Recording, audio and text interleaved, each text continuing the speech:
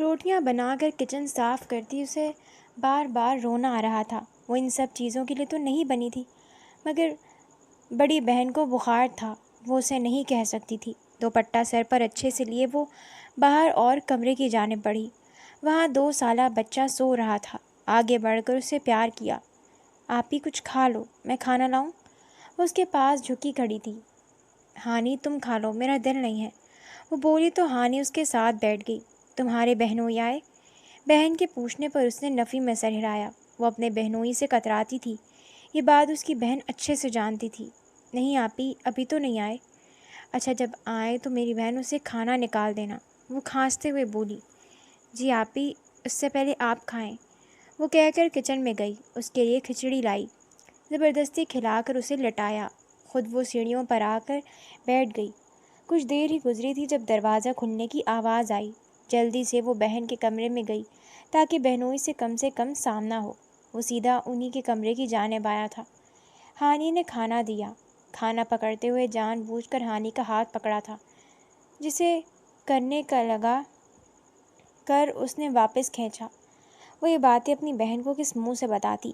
اپنے کمرے میں آ کر اس نے کنڈی لگائی، پھر سکھ کا سانس لیا۔ FSC کے پیپر ہو چکے تھے، آگے کی پڑھائی کے لیے پیسے نہیں تھے۔ وہ خود کمانا چاہتی تھی مگر اسے اجازت نہیں ملی۔ محلے کے کچھ بچے اس کے پاس پڑھنے آتے تھے مگر وہ فیس نہیں لیتی تھی۔ میٹنگ روم میں معنی خیز خاموشی چھائی تھی۔ ہیڈ کرسی پر بیٹھے شخص نے اسے دیکھا۔ وہ اس وقت سول کپڑوں میں موجود تھا۔ میجر، آپ کی رپورٹ کے مطابق را کے ایجنٹوں اس مشن پر آئے ہیں۔ یہ آپ کی رسپانسبلٹی ہے کہ ان کو کیسے پکڑنا ہے۔ آپ کے پاس فل اتھارٹی ہے کس طرح یہ مشن کمپلیٹ کرنا ہے، اور اس need my enemy in front of me. Yes sir, dismissed, وہ کہہ کر کھڑے ہوئے۔ میٹنگ ختم ہوئی۔ باہر نکل کر وہ باہر کی جانب جا رہا تھا۔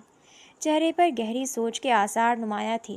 سورج اس کی پشت پر چمک رہا تھا، گندمی رنگت شیشے کی مانند چمک رہی تھی۔ سنہری ذہین آنکھوں میں سنجیدگی تھی۔ تیز تیز قدم اٹھاتے وہ باہر آ کر گاڑی میں بیٹھا۔ مختلف گاڑیاں بدلتے وہ ایک پوش علاقے میں داخل ہوا۔ وہاں انہوں نے ایک گھر کرائے پر لیا تھا۔ انہیں شک تھا کہ دشمن یہیں کہیں چھپ کے بیٹھا ہے۔ اپنے گھر کا دروازہ کھولتے اسے رونے چیخنے کی آواز آئی۔ ایک ماں اپنے بچے کو مار رہی تھی اور وہ اونچا رو رہا تھا۔ وہ واپس مڑ کر تالا کھولنے لگا۔ ارے باجی، کیا ہو گیا ہے؟ ایسے کیوں مار رہی ہیں؟ کسی لڑکی کی آواز آئی۔ اس منحوس کو 100 مرتبہ کہا ہے جس کام کے لیے بھیجو وہی کیا کرے، مجال ہے اس نے کبھی مانا ہو۔ ہوا کیا ہے؟ اس نے بچے کو کھینچ کر اپنے برابر کھڑا کیا۔ یہ نہ ہو کہ اس کی والدہ ایک اور تھپڑ نہ جڑ دیں۔ اس کو میں نے دہی دینے بھیجا تھا آدھا گھنٹہ پہلے۔ یہ منحوس سارے پیسے دوستوں کے ساتھ اڑا آیا۔ اس کی بات پر آس نے مسکراہٹ دبائی۔ اب وہ دروازہ کھول کر مڑ کر انہیں ہی دیکھ رہا تھا۔ لڑکی قریباً 19-20 سال کی تھی۔ دوپٹہ اچھے سے لیے وہ بچے کو اپنے ساتھ لگائے کھڑی تھی۔ یہ بچہ اس کے ساتھ لپٹا ہوا تھا۔ بولنے کے انداز سے وہ پڑھی لکھی لگتی تھی۔ نرمی سے سمجھاتے اس نے ایک نظر لطف اندوز ہوتے آس پر ڈالی۔ وہاں سے جاتے ہوئے اس نے مڑ کر دیکھا تھا، تب آس دروازے کے اندر داخل ہو رہا تھا۔ جانے کیوں ایسا لگا تھا کہ وہ اس سے پہلے مل چکی ہے، شاید کوئی اپنا تھا۔ خیر گھر جا کر اس نے دروازہ بند کیا تو بہن نے آواز دی، ہانی، دے آئی ہو کھیر؟ جی آپی۔ وہ تھک چکی تھی اس لیے لیٹ گئی۔ آنکھیں بند کرتے اسے اسی شخص کا چہرہ نظر آیا۔ جلدی سے آنکھیں کھولیں۔ وہ اس کے بارے میں کیوں سوچ رہی تھی؟ شاید وہ بہت زیادہ ہینڈسم تھا، یا شاید اس کی آنکھیں۔ جو بھی تھا اسے اس کے بارے میں نہیں سوچنا تھا، مگر وہ اپنے آپ کو روک بھی نہیں پائی۔ گھر میں داخل ہوتے اس نے لاک لگایا۔ حارث، جوتا اتارتے آواز دی۔ حارث بوتل کے جن کی طرح حاضر ہوا۔ کیا بنا میٹنگ میں؟ یہی کہ جو آپ کی رپورٹ میں لکھا ہے انہیں پکڑ کر لائیں۔ حارث نے اسے پانی کا گلاس دیا، جسے اسے شکریہ کہتے تھام لیا۔ مجھے آج کی رپورٹ دو، اس نے پوچھا۔ حارث نے سارے دن کی رپورٹ دی۔ جو فائلز وہ ڈی کوڈ کر رہا تھا اس کے بارے میں بتایا۔ یار، ابھی تک کسی مشکوک مرد کی نشاندہی نہیں ہو پائی۔ حارث پریشان لگتا تھا۔ آس نے سر ہلایا، پھر ایک دم سیدھا ہو کر بیٹھا۔ کیا پتہ ایجنٹ کوئی خاتون ہو؟ اس کی بات حارث کو بھی کلک کر گئی۔ ہاں، یہ بھی ہو سکتا ہے، مگر ابھی تک کوئی مشکوک خاتون بھی نہیں ملی۔ صحیح، مگر تم سب پر نظر رکھو گے، کسی خاتون کو معصوم سمجھ کر اگنور کرنے کی ضرورت نہیں ہے، کہہ کر اب وہ اپنا وائرلیس نکال رہا تھا۔ باری باری سب سے رپورٹ لے کر اسے سکون آیا۔ اس کے ماتحت سب لوگ ٹھیک تھے، ان کی خیریت معلوم کر کے ہی اس کے حلق سے کھانا اترنا تھا۔ حارث کو اپنے لیڈر کی یہ بات بہت پسند تھی۔ ایسی وہ ہر دل عزیز لیڈر تو نہیں تھا۔ اس وقت وہ سونے کو لیٹا، رات میں اس نے کسی کلب جانا تھا، منشیات کہاں سے آ رہی تھی اس کا پتہ لگانا تھا۔ منظر ہے کلب کا، جہاں رئیس زادے شراب کے نشے میں دھت ناچ رہے تھے۔ ایسے ہی میں کلب کا دروازہ کھلا۔ میجر آس اپنا حلیہ یکسر بدل کر وہاں آیا تھا۔ اس کے ساتھ اس کا ایک ساتھی بھی تھا جو فاصلے پر موجود تھا۔ بیگی جینز پر کھلی ٹی شرٹ پہنے، آنکھوں میں لینس لگائے، چہرے کو بدل کر وہاں موجود آس کوئی پہچان نہیں پاتا کہ وہی شخص تھا جو کچھ دیر پہلے گھر میں داخل ہو رہا تھا۔ شراب کا گلاس ہاتھ میں لیا وہ نشے میں دھت ہونے کی ایکٹنگ کر رہا تھا۔ تبھی اس کے کان میں لگے آلے میں آواز آئی، آس، سم ون از آن دا ڈور۔ آس کی نظریں سیدھا دروازے کی جانب اٹھیں۔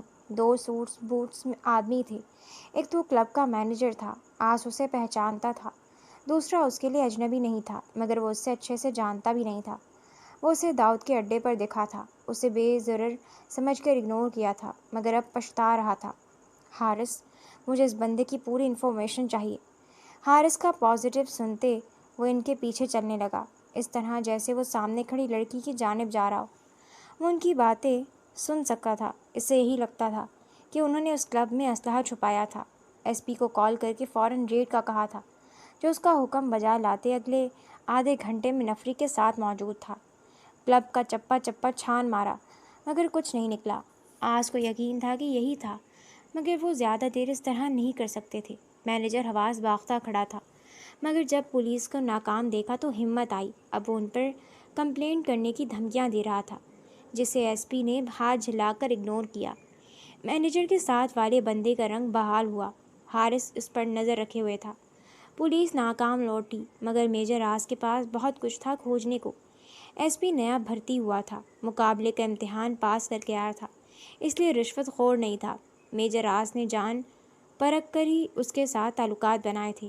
پہلی مرتبہ کام کہا تھا تو شش و پنج میں مبتلا ہوا۔ اپنے تجسس کے ہاتھوں وہ کام کیا تو کامیابی ملی، اگلی مرتبہ کہا تو اس نے منع کر دیا۔ 15 منٹ میں ہی اوپر سے حکم آ گیا تھا۔ ایس پی بلال کو معلوم ہو گیا تھا، عام کپڑوں میں بیٹھا شخص وہ عام شخص نہیں تھا۔ خیر اس دن سے وہ ایک دوسرے کو اچھے سے جان گئے تھے، بغیر ایک دوسرے سے پوچھے۔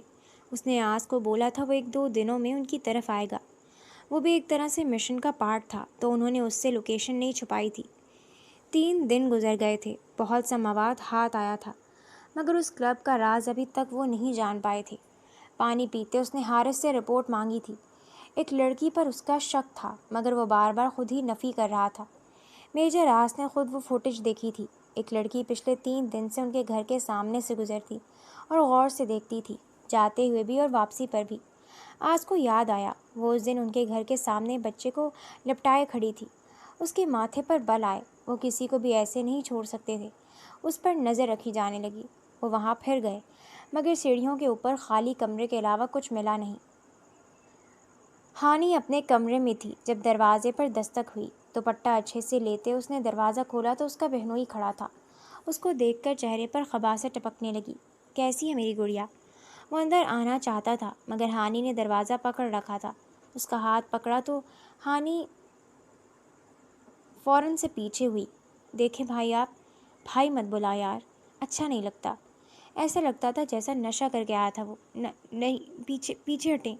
وہ کانپ رہی تھی۔ آدھی رات کا وقت تھا، وہ زور زور سے بہن کو بلا رہی تھی، شاید اس تک آواز نہیں جا رہی تھی۔ ایک چیخ کی آواز پر اس کی بہن آئی تھی۔ اس کا بہنوئی اس کو زبردستی پکڑے کھڑا تھا۔ اسے آتا دیکھ کر وہ بوکھلایا۔ دیکھ رہی ہو اپنی بہن کو؟ مجھے لبھا رہی تھی، مجھے کہتی ہے کہ میں رات کو تمہارا انتظار کروں گی، اب خود ہی چیخیں مار رہی ہے۔ اس نے سارا الزام اس کے سر پر ڈال دیا۔ وہ نفی میں سر ہلا رہی تھی۔ آپ یہ غصے سے اسے دیکھ رہی تھی۔ جھوٹ بول رہی ہے، میں نے ان سے بات تک نہیں کی، یہ خود میرے کمرے میں آئے ہیں۔ وہ روتے ہوئے بول رہی تھی۔ جھوٹی، خدا کی لعنت جھوٹے پر۔ اس کا بہنوئی ایسے بولا جیسے اس سے زیادہ پارسا وہاں کوئی موجود نہ تھا۔ میں سچ کہہ رہی ہوں آپی، آپ کے شوہر زبردستی مجھے… اس کا جملہ مکمل ہونے سے پہلے اس کی بہن نے اسے تھپڑ مارتے گھر سے باہر کرتے دروازہ بند کر دیا تھا۔ وہ جانتی تھی اس کی بہن سچی تھی، اس کا شوہر بدنیت تھا، پر وہ مجبور تھی۔ اگر اپنی بہن کا ساتھ دیتی تو اس کا شوہر اسے طلاق دے دیتا۔ جبکہ گھر کے باہر رات کے پہر بے آسرا کھڑی ہانیہ پتھر ہو گئی تھی۔ جب سے اس نے ہوش سنبھالا تھا اس کی بہن نے اسے پالا تھا۔ بہن کی شادی کے 4 سال بعد ماں باپ کا انتقال ہوا تو اس کی بہن اسے اپنے ساتھ لے آئی تھی، لیکن اس دن سے وہ بہنوئی کی گندی نظروں سے بچ رہی تھی۔ وہ دروازے کے باہر کھڑی کتنی ہی دیر بہن کو بلاتی رہی، مگر اس نے ایک نہیں سنی۔ سر درد سے پھٹا جا رہا تھا۔ امید ختم ہوتے ہی وہ وہاں سے اٹھی۔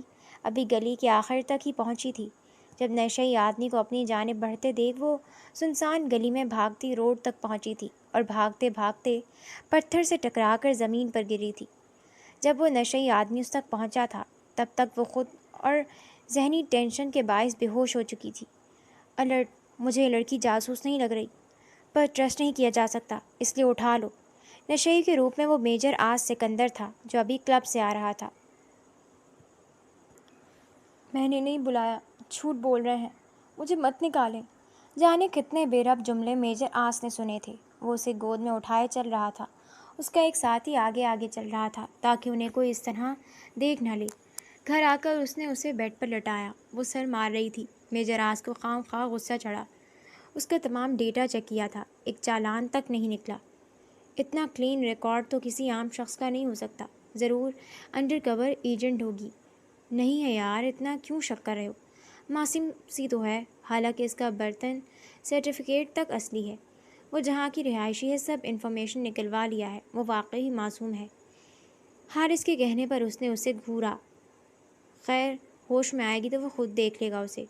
اسی وقت ایس پی بلال نے حاضری دی۔ وہ لوگ کلب کے بارے میں ڈسکس کر رہے تھے جب حارث نے آج سے پوچھا، یار اس لڑکی کا کیا کرنا ہے؟ ایسے اسے رکھنا ٹھیک نہیں ہوگا۔ آس نے کھا جانے والی نظروں سے گھورا۔ جو کام کر رہے ہیں وہ کر لیں۔ کون سی لڑکی؟ بلال کے پوچھنے پر آس نے سارا مدعا خود ہی بیان کر دیا۔ یار تمہارا دماغ ٹھیک ہے؟ ایک لڑکی کو صرف شک کی بنا پر اٹھا لائے ہو؟ تمہیں پتہ تو ہے ہمارا معاشرہ کس طرح کا ہے۔ وہ پریشان دکھتا تھا۔ وہ سڑک پر بے ہوش ہو گئی تھی۔ کیا اسے ایسے ہی چھوڑ کر آ جاتا؟ وہ بلا وجہ غصہ ہوا۔ جو بھی تھا، مگر یہ صحیح نہیں ہے۔ حارث پریشانی سے بولا، مجھے تم لوگ کہہ رہے ہو کہ یہ غلط ہے۔ اگر سڑک پر چھوڑ آتا، کوئی بھی گرد آ کر اسے نوچ جاتا، پھر معاشرہ اسے قبول کر لیتا؟ اس کے روب سے کہنے پر وہ دونوں خاموش ہوئے۔ خیر یہ بات کی بات ہے، پہلے مین فوکس اسلحے پر رکھو۔ میں نے ایک ٹیم بنائی ہے، وہ کل کلب جائے گی، اسے میں لیڈ کروں گا۔ جتنی بھی انفارمیشن ہمیں معلوم ہوئی ہے وہ یہ ہے کہ اوپر ایک کمرہ ہے۔ مینیجر اسما 2 مرتبہ ایک ہی آدمی کے ساتھ اوپر گیا ہے، اور جس طرح دونوں کا رنگ اڑا تھا تمہیں دیکھ کر، بلال کی جانب اشارہ کیا، اسے یہی ظاہر ہوتا ہے کہ دال میں کچھ کالا ضرور ہے۔ میرا ایک آدمی اوپر گیا تھا، مگر اسے صرف ایک خالی کمرہ ملا تھا، جو کہ قابل قبول بات نہیں۔ مجھے لگتا ہے انہوں نے اسلحہ نکال لیا ہوگا۔ بلال کی بات پر آس نے اسے ایسے دیکھا جیسے اسے اس بات کی امید نہیں تھی۔ تمہیں ایسے بنا کس نے دیا؟ ایس پی بنا کس نے دیا؟ اس کی بات پر بالکل خفگی سے اسے دیکھا۔ خیر، اس دن سے میرے کچھ لوگ وہیں موجود ہیں۔ اسلحہ وہاں سے نکالا نہیں گیا۔ اسلحہ کی بھی یا نہیں ہے بھی یا نہیں یہ نہیں معلوم، مگر ایسا کچھ ہے جس کا انہیں ڈر ہے کہ منظر عام پر نہ آ جائے۔ میرا خیال ہے کہ ہمیں مینیجر کی جیب پر کیمرہ لگانا چاہیے۔ بلال کی بات پر آج سوچ میں پڑا۔ کل تم اپنی نفری تیار رکھو گے، کچھ بھی ہو جائے تم 15 منٹ کے اندر اندر پہنچو گے۔ بلال نے اس بات میں سر ہلایا۔ وہ یہاں بتانا چاہتا تھا کہ آئی جی نے اس کی کتنی انسلٹ کی تھی اور کیسے اس نے مینوپولیٹ کیا تھا اسے، مگر آج جانتا تھا ایسا ہونا لازم تھا۔ میٹنگ ختم ہوتے ہی حارث کو پھر سے لڑکی کی ٹینشن پڑ گئی۔ اٹھاؤ اسے، میں آتا ہوں۔ وہ چینج کرنے چلا گیا جب تک حارث اسے جگانے کی کوشش کر رہا تھا۔ پانی کے ہلکے چھڑکاؤ سے وہ ہوش میں آ گئی۔ پہلے وہ دیکھتی رہی کہاں موجود ہے، مگر سامنے جوان جہان مرد کو دیکھ کر آنکھوں میں پانی آیا اور سمٹ کر بیٹھ گئی۔ اس کی آنکھوں میں واضح خوف دیکھ کر حارث بولا، ایسے تو نہ یک کریں یار، اتنا ڈراؤنا نہیں ہوں جتنا آپ ڈر رہی ہیں۔ میری امی کہتی ہیں پورے خاندان میں مجھ جیسا حسین لڑکا نہیں پیدا ہوا۔ اس کی شوخی پر بھی وہ کچھ نہیں بولی۔ ہوش آیا مہارانی؟ آس ٹی شرٹ کے بازو اوپر کرتا اندر داخل ہوا۔ سامنے اسے جاگتا دیکھ کر خاموش ہوا۔ چہرے پر سنجیدگی طاری کیے وہ بیڈ کے پاس رکھی کرسی پر بیٹھ گیا۔ حارث کو باہر جانے کا اشارہ کیا۔ ہانی اسے ہی دیکھ رہی تھی۔ یہ تو وہی تھا۔ اس کا آنکھوں سے خوف ختم ہوا۔ دیکھیں، آپ مجھے یہاں کیوں لائے ہیں؟ میں سچ میں بری لڑکی نہیں ہوں، اس نے آہستہ سے بولا۔ کون ہو تم؟ اس کی سنجیدہ آواز پر ہانی خاموش ہوئی۔ آپ کون ہو؟ میں یہاں انٹرویو دینے بیٹھا ہوں، ماتھے پر بر ڈالتے وہ بولا۔ ہانی خاموش رہی۔ ایک مرتبہ پوچھوں گا اور سچ سچ جواب دینا، ورنہ تم مجھے ابھی جانتی نہیں ہو۔ ہانی اس کے بازوؤں کو دیکھ رہی تھی۔ کالی ٹی شرٹ کو کوہنیوں تک چڑھایا ہوا تھا، بازو کی رگیں تک اسے دکھ رہی تھیں۔ اس کی نظر ہاتھوں سے ہوتے آنکھوں تک آئی جس میں سنجیدگی تھی، اور وہ اسے ہی دیکھ رہی تھی۔ پھر آپ جانے دیں گے؟ اس نے امید سے پوچھا۔ نام کیا ہے تمہارا؟ ہانیہ۔ پورا نام؟ ہانیہ میر۔ وہ سر جھکا کر بول رہی تھی۔ کچھ ضروری سوالات کہ کہاں پیدا ہوئی، کتنے بہن بھائی وغیرہ پوچھ کر وہ مدعے پر آیا۔ اتنی رات کو گلی میں کیا کر رہی تھی؟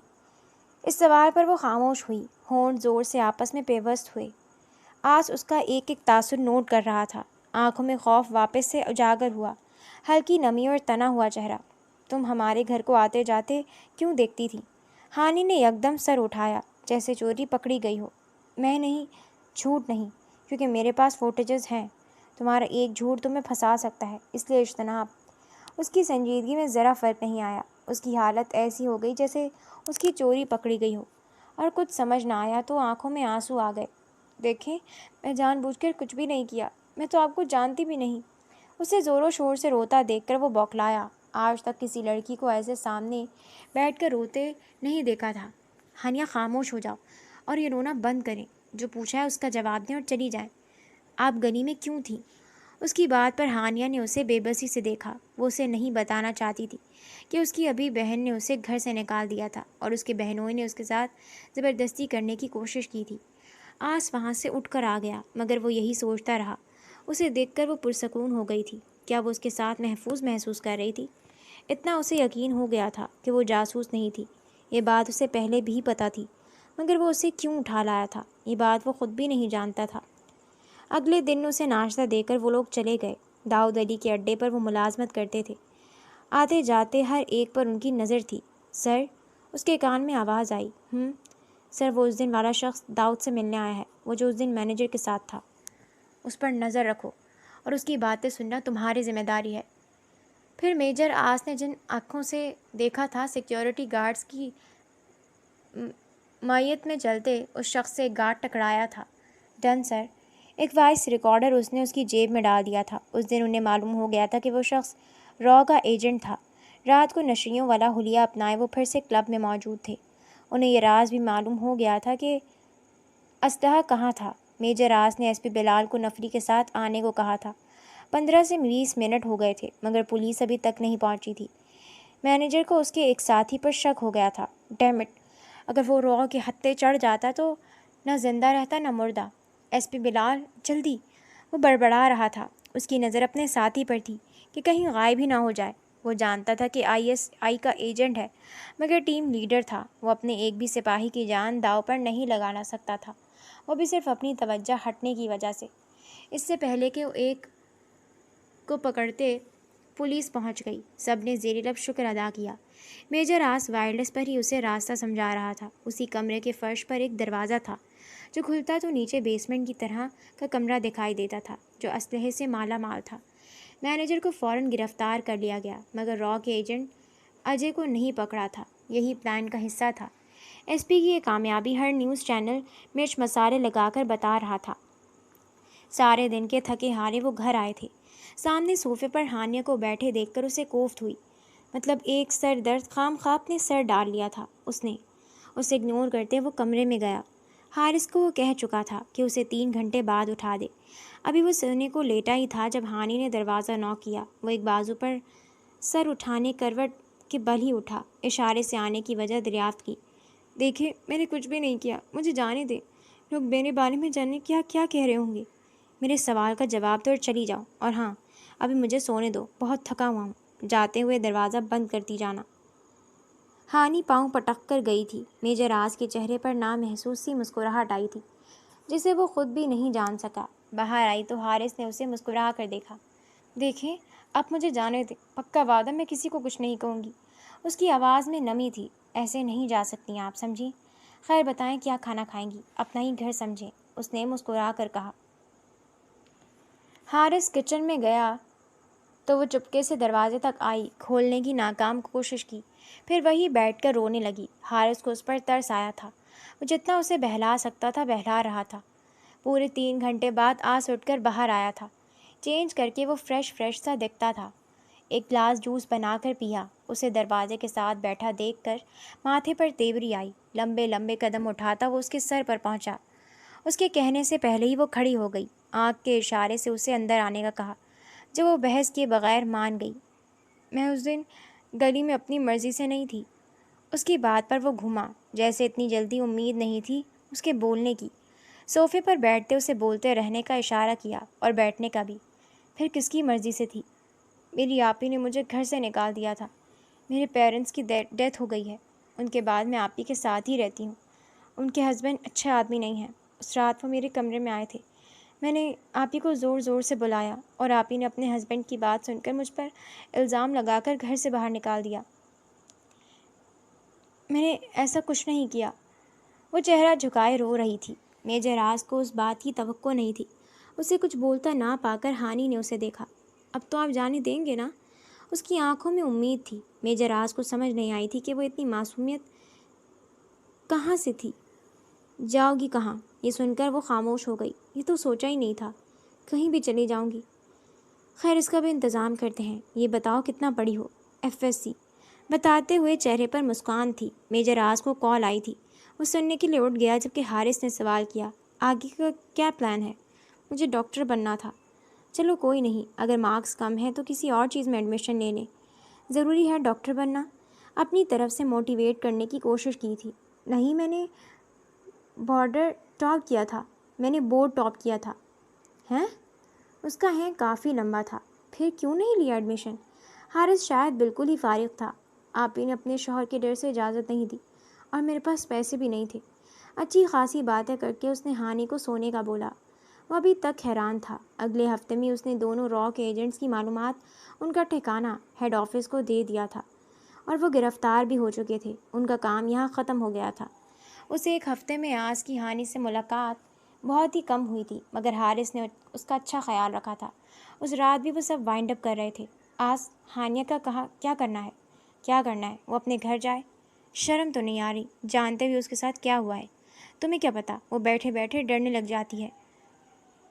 وہ ڈر جاتی ہے اور تم کہہ رہے ہو ادھر بھیج دیں؟ اسے واقعی غصہ آیا تھا۔ اور میں کیا کروں؟ وہ FSC کی ٹاپر لڑکی ہے یار، اور اس کے ساتھ یہ ہو رہا ہے۔ انہوں نے SP بلال سے بات کی تھی، پرسنل فیور کے طور پر کچھ دن اپنے گھر رکھنے کا کہا تھا، جو اس نے بغیر خیل و حجت کے مان لیا۔ بلال کی بیوی بھی کمفرٹیبل تھی۔ اگلے دن آس اسے ادھر چھوڑنے گیا تھا۔ اتنے بڑے گھر میں وہ اجنبی سا محسوس کر رہی تھی۔ بالکل آس کے پیچھے کھڑی تھی کہ اس کا سایہ اسے محفوظ رکھے گا۔ اس نے اسے بتایا تھا کہ کچھ دن ادھر رہے، پھر وہ کسی جگہ ایڈمیشن کروا دیں گے۔ ہانی وہاں نہیں رکنا چاہتی تھی۔ جو تحفظ وہ اس کے گھر میں محسوس کر رہی تھی وہ ادھر شاید نہیں کر پا رہی تھی۔ وہ کھڑے کھڑے ہی جانے لگا تو اس نے اس کا ہاتھ پکڑ لیا۔ اس حرکت کی نہ ہانی کو خود توقع تھی نہ آس کو۔ آس نے مڑ کر دیکھا تو اس کی آنکھیں کچھ کہہ رہی تھیں۔ ہلکے سے نفی میں سہ ہلایا تو آس نے اسے تسلی دی کہ وہ اسے چند روز میں ہی لے جائے گا۔ بلال کی بیوی نے اس کا بہت اچھے سے ویلکم کیا، یہاں تک کہ بلال خود اس کے سر پر ہاتھ رکھ کر بولے کہ وہ آج سے اس کا بھائی ہے، مگر وہ خاموش بیٹھی رہی۔ اگلے دن اسے ان کے بیٹے کا بھی معلوم ہوا، جو 2 سال کا تھا۔ 2 ہفتے وہاں وہ اسی کے ساتھ ہی مانوس ہوئی تھی، اس کے ساتھ کھیلتی۔ پھر میجر آس اسے لینے آیا تھا، جانے کیسے اس کے اصل ڈاکومنٹ نکلوائے تھے۔ ڈاکٹر بننا چاہتی ہو تم؟ اس کے سوال پر اس نے اسبات میں سر ہلایا۔ آرمی ڈاکٹر یا سمپل؟ آرمی، مگر میرے پاس پیسے نہیں ہیں۔ اس نے NMD کیٹ کے لیے فارم فل کر دیا۔ اسے اب صرف تیاری کرنی تھی۔ 1 ماہ کا وقت تھا، وہ اسے بلال کے گھر ہی گزارنا تھا۔ آس نے پوچھا تھا کسی چیز کی ضرورت تو نہیں، جس پر وہ رو دی تھی۔ پھر نفی میں سر ہلایا۔ کہاں اپنی ماں جائی نے گھر سے نکال دیا، کہاں اس اجنبی دنیا میں اس کے ساتھ کھڑا تھا، بلال بھائی کی طرح خیال رکھ رہا تھا، اور حارث اس کا 3-4 دن بعد حال چال پوچھ لیتا تھا۔ گھر ڈراپ کرتے وقت آخری جملہ اس کے منہ سے آس نے آئی ایم سوری سنا تھا۔ وہ اسے کیسے کنسول کرے اسے خود بھی نہیں پتا تھا۔ اس پورے ماہ میں حارث اس سے 2 مرتبہ ملنے آیا تھا، جبکہ آج 1 مرتبہ بھی نہیں۔ ہاں مگر اس نے بکس بھیجی تھیں، وہ ماہ اس نے دل لگا کر پڑھا تھا۔ کل پیپر تھا، کیا وہ آئے گا؟ اسے کیسے بلاگ اس کے پاس بلائے؟ اس کے پاس تو موبائل بھی نہیں تھا۔ اگلے دن وہ تیار ہو کر آئی۔ بلال کو کہا تھا کہ اسے ڈراپ کروا دیں۔ انہوں نے ڈرائیور کی ڈیوٹی لگائی تھی۔ وہ ڈرائیور کے ساتھ ہی سینٹر پہنچی تھی۔ اتنا رش دیکھ کر ہی وہ گھبرا گئی۔ ابھی آدھا گھنٹہ تھا انٹری ہونے میں۔ وہ گزرنے لگی تو ایک خاتون جو غالباً کسی کی والدہ تھی، انہوں نے ناگواری سے اسے کچھ کہہ دیا تھا۔ اتنی گرمی اور اوپر سے ان کی بدتمیزی، وہ تو قریب تھی۔ اس نے اپنا ارادہ بدل لیا۔ اسے پیپر نہیں دینا تھا۔ وہ بھیڑ والی جگہوں سے گھبراتی تھی۔ ویٹنگ ایریا سے باہر نکلی تھی۔ سامنے آس چلتا آ رہا تھا۔ اسے دیکھ کر اور رونا آیا۔ وہ اس سے 2 قدم کے فاصلے پر کھڑا تھا۔ اس وقت وہ یونیفارم میں موجود تھا۔ کیا ہوا؟ اس کے پوچھنے سے پہلے وہ اس کے بازو کے ساتھ لگ کر رونا شروع ہو چکی تھی۔ آج کو کسی سے نہیں ڈرتا تھا۔ گھبرا گیا۔ اور اوکے؟ آواز ابھی بھی روبدار تھی مگر ہلکی فکر بھی تھی۔ مجھے ٹیسٹ نہیں دینا۔ کیوں؟ مجھے جانا ہے بس، یہاں بہت لوگ ہیں، میرا دل گھبرا رہا ہے۔ آج سمجھ گیا تھا۔ اسے بازو سے الگ کرتے سامنے کیا تو اس کی ناک لال ہو چکی تھی۔ میں لینے آ ہی رہا تھا۔ گھر پہنچا تو انہوں نے بتایا کہ تم جا چکی ہو، اس لیے ادھر ہی آ گیا۔ اور ٹینشن نہ لو، اچھا ہو جائے گا پیپر۔ وہ 3 پیس سوٹ میں ملبوس تھی۔ دوپٹہ اچھے سے لیے وہ بہت معصوم اور پیاری دکھتی تھی، مگر آج اسے اس نظر سے نہیں دیکھتا تھا۔ اس کے ساتھ دیکھ کر کسی نے اسے اندر جانے کو نہیں کہا تھا۔ اس کی تیاری وغیرہ کا پوچھ کر اب وہ آس پاس دیکھ رہا تھا۔ اسے گاڑی میں بٹھایا اور خود باہر کسی آرمی آفیسر کے ساتھ کھڑا کچھ بات کرنے لگا۔ ٹیسٹ ختم ہونے میں آدھا گھنٹہ تھا جب اسے امپورٹنٹ میٹنگ کے لیے بلا لیا گیا۔ اسے پک کرنے کی ڈیوٹی بلال کی ہی تھی۔ بلال کو دیکھ کر وہ ہلکا سا مسکرائی۔ دل اداس ہوا۔ وہ چلا گیا تھا۔ وہ اب جب دکھے گا، اسے یہ سوچ ہی ٹینشن دے رہی تھی۔ پیپرز کے بعد رزلٹ بھی آ گیا مگر اس نے فون تک نہیں کیا۔ اس کا ایڈمیشن ہو گیا تھا۔ اس کی فیس وغیرہ آج سبمٹ کروا چکا تھا۔ بلال سے آج کا پوچھتے بھی شرم آتی تھی۔ وہ آرمی ہاسٹل شفٹ ہو رہی تھی جس دن وہ اجلت میں آیا تھا۔ اسے آتا دیکھ کر وہ کھڑی ہوئی۔ بلال اسے ڈراپ کر کے جا چکے تھے۔ وہ اسے دیکھ کر اسی طرف آ گیا اور وہ سر جھکائے کھڑی تھی۔ وہ آج پھر رو رہی تھی۔ بھلا آج رونے والی کیا بات تھی؟ میجر آس نے ایک بات نوٹ کی تھی۔ جب بھی وہ اس سے ملی تھی یا بات کی تھی، وہ روئی لازمی تھی۔ دیکھو ہانیہ، اس میں رونے والی کیا بات ہے؟ ابھی بات ہے نا، تم جو بننا چاہتی تھی اس کا تمہیں موقع مل رہا ہے۔ جس پر اس نے سر جھکائی، سر اس بات میں ہلایا۔ ہاسٹل میں ایڈمیشن کروا کر وارڈن کے روم سے باہر آئے۔ آج ایکسکیوز کرتا کال سننے لگا۔ ہانیہ کو وہ منظر بھرپور لگا۔ وہ اس وقت یونیفارم میں ہی تھا۔ اس کے چہرے پر ایک ٹھہراؤ، اس کی سنہری آنکھیں۔ ہانیہ آنکھ بھی نہیں جھپکنا چاہتی تھی۔ کال ختم کر کے اسے اندر جانے کو کہا مگر وہ ٹس سے مس نہ ہوئی۔ کچھ کہنا ہے؟ جس پر اس نے سر ہلایا۔ Thank you and sorry. اس کی بات پر میجر آج کا کہکہا گونجا تھا۔ ہانی جو اس کی مسکان پر فدا تھی، کہکہا تو جان لے گیا۔ وہ کتنا خوبصورت لگ رہا تھا۔ ہنستے ہوئے خود ہی وہ اپنے آپ کو رکنے کا کہا۔ سیریسلی؟ خیر یہ موبائل ہے، اس میں میرا نمبر بھی سیو ہے، کسی کام کی ضرورت ہوئی تو بتا دینا۔ پھر اسے جانے کا اشارہ کیا۔ وہ بیگ لے کر چلی گئی تو وہ واپس گیا تھا۔ اس رات وہ بس یہی سوچتی رہی کہ کیا آس اس سے محبت کرتا ہے؟ نہیں، خود ہی جواب دیتی، مگر وہ اتنی کیئر بھی تو کرتے ہیں۔ میرا ایڈمیشن تک کروایا، ایسے جیسے میں انہی کی ذمہ داری ہوں۔ اس کی سوچ آس کے گرد ہی گھومتی تھی۔ کئی مرتبہ وہ آس کو فون کرنے کا سوچتی مگر ہمت نہیں ہوتی تھی۔ بلال کی بیوی کی کال آ جاتی تھی۔ وہ اس کا حال چال پوچھ لیتی تھی۔ کبھی بلال سلام دعا کر لیتے مگر آس کبھی نہیں پوچھتا تھا۔ 2 سال ایسے ہی گزر گئے تھے۔ ان 2 سالوں میں وہ 1 مرتبہ سالانہ فیس جمع کروانے آیا تھا۔ اس کے اکاؤنٹ میں پیسے بھی ٹرانسفر کرتا تھا۔ وہ اس سے غافل نہیں تھا مگر اس سے کوئی امید نہیں دینا چاہتا تھا۔ تیسرے سال میں 1 مرتبہ آیا تھا۔ تب وہ ہاسٹل واپس آئی ہی تھی جب آس کا نمبر فون پر جگمگایا۔ یہ پہلی مرتبہ تھا اور ہانیہ اس نمبر کو اپنے موبائل پر دیکھ کر ہی بے ہوش ہو جانے کو تھی۔ اس کی روم میٹ نے فون اٹھانے کو کہا تھا تو اسے خیال آیا۔ السلام علیکم۔ دھیمے لہجے میں سلام کیا۔ وعلیکم السلام، کدھر ہو؟ میں ادھر آیا ہوا تھا تو سوچا مل لوں۔ فری ہو یا ابھی کلاس میں ہو؟ ہانی کا دل کیا اپنے آپ کو کچھ کر لے۔ وہ آج ہاسٹل سے واپس کیوں آ گئی؟ آپ کدھر ہیں؟ ہاسپٹل کی پارکنگ میں۔ میں آتی ہوں، کہہ کر جو دوڑ اس نے لگائی تھی، راستے میں آتی 3 لڑکیوں سے وہ ٹکرائی تھی۔ پارکنگ ایریا میں داخل ہوتے اس نے اپنا سانس درست کیا۔ آج وہ اسکارف میں موجود تھی جس کے دونوں سرے پیچھے کو گرتے تھے۔ لانگ شرٹ اور ٹراؤزر پہنے وہ اس تک پہنچی۔ سلام کیا جس کا جواب ملا۔ فری ہو؟ جی۔ شاپنگ کرنی ہے؟ نہیں، میرے پاس سب موجود ہے۔ بھائی مجھے لیڈیز شاپنگ کرنی ہے، وہ کیا ہے نا، میری وائف مجھ سے ناراض ہے۔ وہ ہلکا سا جھکا کر رازداری سے بولا۔ اس کی بیوی بھی تھی؟ اسے لگا اسے اگلا سانس نہیں آئے گا۔ آپ کی شادی ہوئی ہے؟ کس نے کہا میں نے شادی نہیں کی؟ وہ الٹا ناراض ہوا۔ چلے، وہ بمشکل اپنے آنسو روکتے بولی۔ وہ تو اسے شاپنگ کے لیے لے جانا چاہتا تھا، کیونکہ بھابھی کے ساتھ وہ گئی نہیں۔ وہ ان کے اس طرح سے پیسے ضائع نہیں کرنا چاہتی تھی۔ یہ بات انہوں نے آج کو بتا دی تھی۔ شاپنگ کرتے وہ ہر ڈریس کو نہ کیے جا رہا تھا۔ اتنا اچھا تو ہے، آپ کو پسند کیوں نہیں آ رہا؟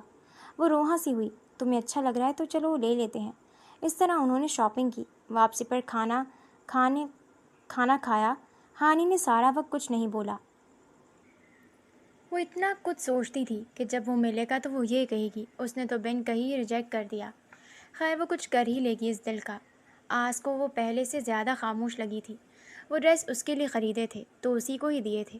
وہ لینے سے انکار کرتی رہی، مگر میجر آج کے سامنے کوئی کتنی ہی دیر نہ کر سکتا ہے۔ روم میں آئی تو روم میٹ کے سوالات شروع ہو گئے تھے۔ مجھے بتاؤ، وہ ہینڈسم کون تھا جس کے ساتھ تم شاپنگ پر گئی تھی؟ کوئی نہیں، وہ ٹال گئی۔ نہیں بتانا تو نہ بتاؤ، بس یہ بتا دو تمہارا فیانسے ہے؟ نہیں۔ کیا تمہیں وہ پسند کرتا ہے؟ نہیں۔ مگر تم تو اسے پسند کرتی ہو۔ اور اسی بات پر اس کے آنسو نکل آئے۔ ماہم نے اسے چپ کروانے کی بہت کوشش کی، مگر وہ بہت روئی تھی۔ ماہم کو معلوم تھا وہ حساس دل کی مالک تھی، مگر اتنی حساس؟ چوتھے سال کی فیس جمع کروانے آیا تو وہ پہلے سے پے ہو چکی تھی۔ اس نے اسے کال کی مگر اس نے نہیں اٹھائی۔ اتنا اسے معلوم تھا اس نے خود پے کی تھی، مگر وہ فون نہیں اٹھا رہی تھی۔ ہانی نے سوچ لیا تھا اگر دل مرنا ہی تھا تو تسلی کیوں ملے۔ چوتھے سال کے پیپر ختم ہوئے، چھٹیاں آنے والی تھیں۔ بھابھی کی کال آئی تھی کہ ان کی بہن کی شادی ہے اور اسے لازمی آنا ہے۔ اس نے کافی منع کیا مگر وہ اصرار کرتی رہیں۔ پرائی شادی میں عبداللہ دیوانہ والا حساب اس کا تھا۔ اس دن اس نے آج کو کال کی تھی۔ تیسری بیل پر فون اٹھا لیا گیا۔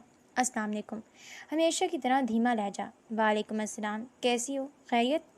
جی خیریت ہے۔ وہ مجھے بھابھی کی کال آئی تھی، کافی مرتبہ کہہ چکی ہیں کہ ان کی بہن کی شادی ہے۔ میں نے پوچھا ہے کیسی ہو؟ نرمی سے ٹوکا۔ ہانی نے جواب نہیں دیا۔ وہ مجھے نہیں جانا شادی پہ۔ کیوں؟ اس کا لہجہ سنجیدہ ہو چکا تھا، مطلب وہ جان بوجھ کر اس کی بات نہیں کر رہی تھی، اسی لیے اپنا حال نہیں بتایا۔ کیا میں جاؤں؟ وہ اجازت مانگ رہی تھی یا مشورہ اسے سمجھ نہیں آیا۔ اصولاً تو جانا چاہیے، کوئی آپ کو اتنے پیار سے بلائے اور آپ نہ جائیں تو کتنا برا لگتا ہے۔ آپ جائیں گے؟ اس کا اگلا سوال آس کے ہونٹوں پر مسکراہٹ دے گیا۔ مجھے انویٹیشن نہیں ملا۔ اوکے کہہ کر کال کاٹ دی۔ شکر ہے وہ نہیں آ رہا تھا، ورنہ جینا دو بھر ہو جاتا۔ چھٹیاں ہوتے ہی بھابھی اسے اپنے ساتھ لے گئی تھی، ورنہ تو 3 سال جو چھٹیاں ہوئیں وہ نہیں گئی تھی، شاید کوئی 1-2 دن کے لیے گئی ہو۔ اس مرتبہ بھابھی لے گئی تھی۔ شکر ہے تم آئی۔ تمہیں پتہ ہے ابھی شاپنگ بھی کرنی ہے، میں تمہارا ہی انتظار کر رہی تھی۔ ان کا اتنا اپنائیت بھرا لہجہ محسوس کر کے وہ رو پڑی۔ کیا ہوا ہانی، رو کیوں رہی ہو؟ وہ تو پریشان ہو گئی تھیں۔ وہ کچھ نہیں کہتی، ان کے گلے لگ گئی۔ 1 ہفتہ شاپنگ میں گزرا، گفٹس وغیرہ خریدے، شادی والا گھر تھا، 100 کام تھے۔ وہ تو جیسے ان کی تیسری بہن بن گئی تھی۔ مہندی کا دن تھا، مہمان آنا شروع ہو گئے تھے۔ کچن کی ذمہ داری اسی کی تھی، اس نے بس مینج کرنا تھا، ورنہ کام کے لیے 100 کام والیاں تھیں۔ مہندی کا فنکشن شروع ہونے والا تھا اور وہ تیار بھی نہیں ہوئی تھی۔ بھابھی نے آ کر زبردستی اسے جوڑا پکڑایا اور پہننے بھیجا۔ ہانی، مجھے کبھی کبھی لگتا ہے کہ میں نے تمہیں گود لے لیا ہے، بالکل بچوں والی حرکتیں کرتی ہو۔ وہ ہنس کر کپڑے پہننے چلی گئی۔ ہاں، یہ کپڑے اس نے اپنے پیسوں سے لیے تھے، صحیح پیسے جو آس ہر ماہ بھیجتا تھا، اور وہ حساب کتاب کر چکی تھی، سب واپس بھی کرنے تھے۔ باہر نکل کر مسکارا لگایا اور وہ پنک لپسٹک لگا کر باہر آئی۔ اس سے پہلے وہ باہر نکلتی کوئی کمرے میں داخل ہوا تھا، وہ 2 قدم پیچھے ہوئی۔ وہ کالا کرتا شلوار پہ سفید چادر ڈالے ہوئے تھا۔ ہاں، وہ آس ہی تھا۔ اس نے تو کہا تھا وہ نہیں آئے گا۔ وہ خود مہندی رنگ اور مسٹرڈ فراک میں ملبوس تھی، دوپٹہ سر سے پھسل کر کندھوں پر آ پڑا۔ وہ بس اسے ہی دیکھے جا رہی تھی، یہ جانے بغیر کہ وہ بھی اسے ہی دیکھ رہا تھا۔ جلدی سے رخ موڑا، اب وہ اس کی جانب پشت کیے کھڑی تھی۔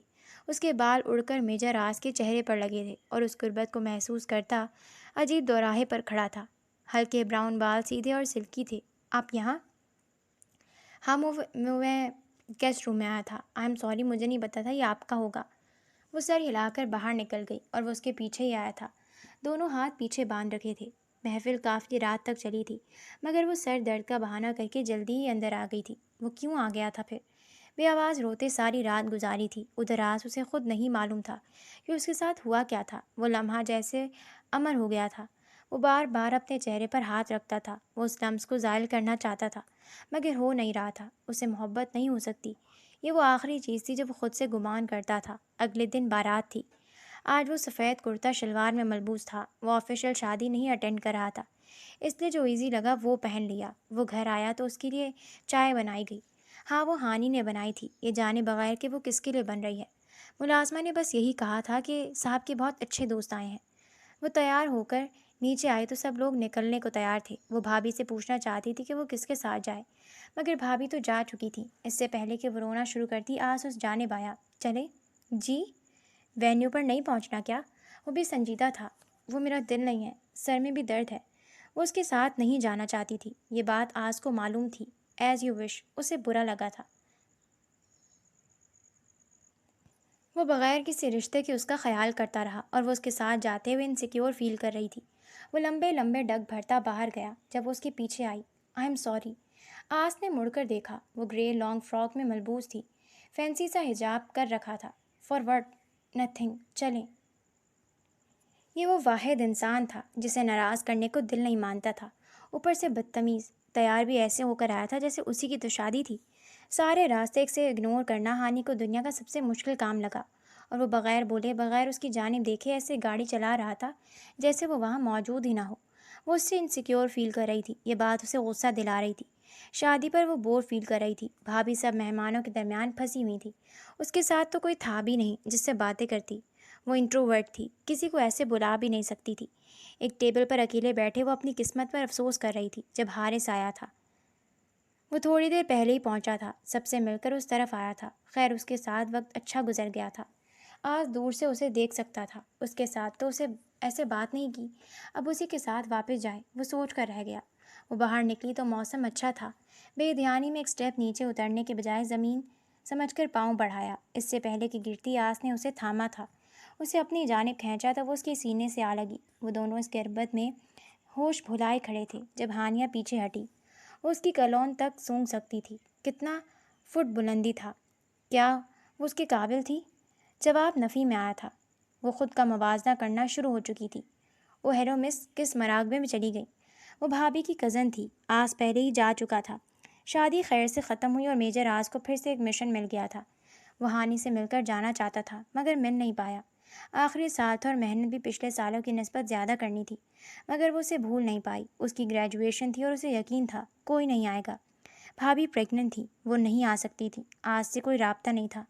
وہ گریجویشن سے ایک دن پہلے اتنا روئی تھی۔ ماہم نے اسے بہت موٹیویشن دی تھی، یار میں آؤں گی نا تمہارے لیے، جس پر وہ ہنس دی تھی۔ خیر، کیا کیا جا سکتا تھا۔ اگلے دن سیریمنی سٹارٹ ہوئی۔ وہ خاموشی سے اپنی سیٹ پر بیٹھی تھی۔ اپنے نام کی آواز پر اس نے سر اٹھایا۔ اسے اسٹیج پر بلایا جا رہا تھا مگر اس سے اٹھا نہیں جا رہا تھا۔ اس کے ساتھ والوں نے اسے بھیجا تھا۔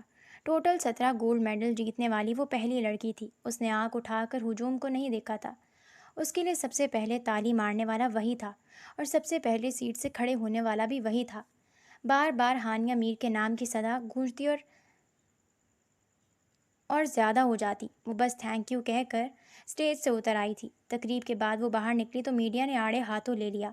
وہ ان کے سامنے کوئی بیان نہیں دینا چاہتی تھی۔ ان کے پیچھے ہی کوریڈور کے ایک سرے پر دیوار سے ٹیک لگائے وہ اس کا انتظار کر رہا تھا۔ وہ ادھر سے نکل کر آئی تو اس کے پاس سے گزرنے لگی۔ اس نے اسے ابھی تک نہیں دیکھا تھا۔ ہانی نے سر اٹھا کر دیکھا تو ایسا لگا جیسے خیال ہو اس کا۔ Congratulations captain Hania. وہ ہلکا سا مسکرائی۔ اپنے گولڈ میڈل اتار کر اس نے اس کے ہاتھ پر رکھے۔ I am proud of you. You really do? Yes and I mean it. وہ مسکرا کر سر جھکائے اسے دیکھ رہا تھا اور وہ سر اٹھائے اسے۔ اس نے وہ گولڈ میڈل دوبارہ اسے پہنائے۔ کسی نے پیچھے سے بولا تھا پرفیکٹ کپل، مگر دونوں نے انسنا کیا۔ آ جاؤ ٹریٹ دو۔ وہ اسے لیے ایک ریسٹورانٹ آیا تھا۔ وہ چینج کر کے آئی تھی۔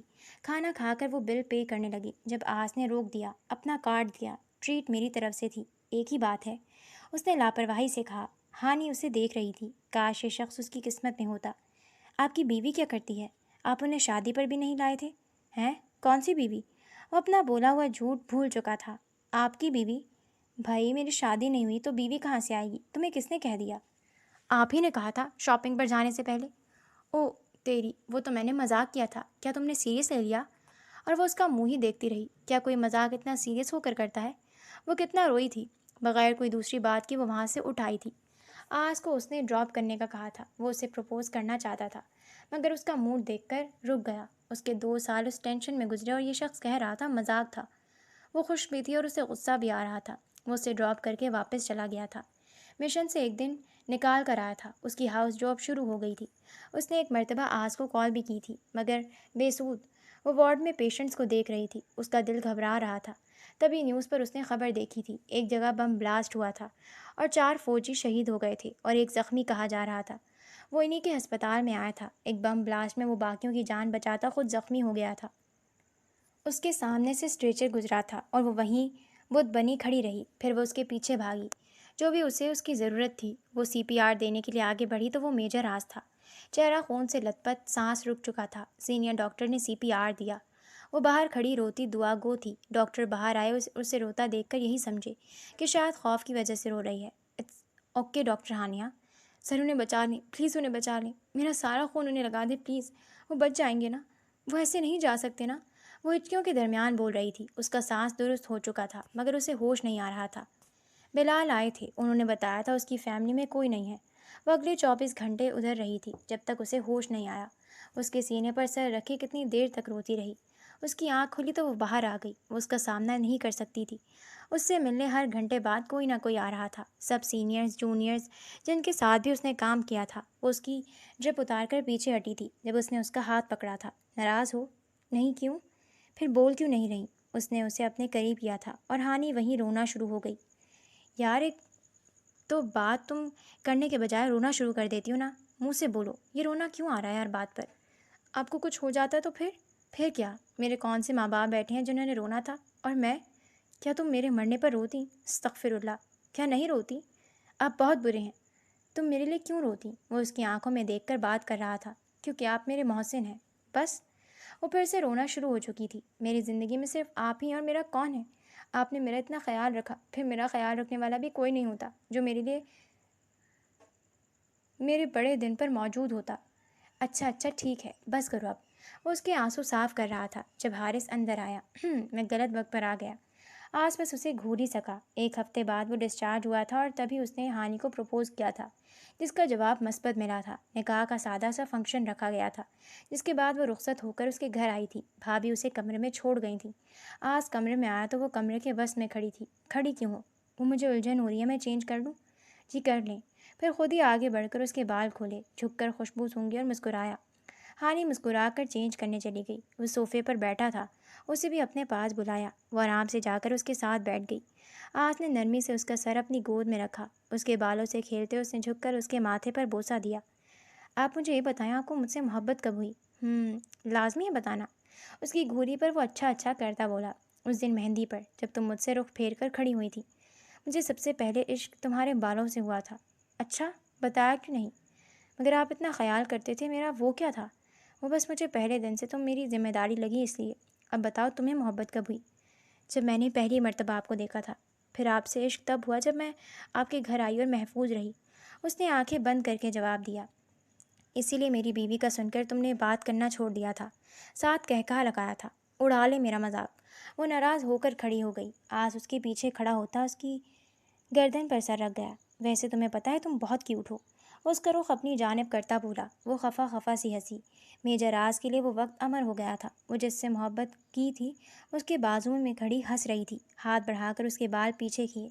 ہانی نے آنکھیں موند لیں۔ آس ہلکے سے جھکا اور ہانی اپنے بازو اس کی گردن کے گرد حمائل کرتے مسکرائی۔ وہ واحد شخص تھا جس کی اس نے طلب کی تھی۔ آج وہ اس کے ساتھ کھڑا تھا۔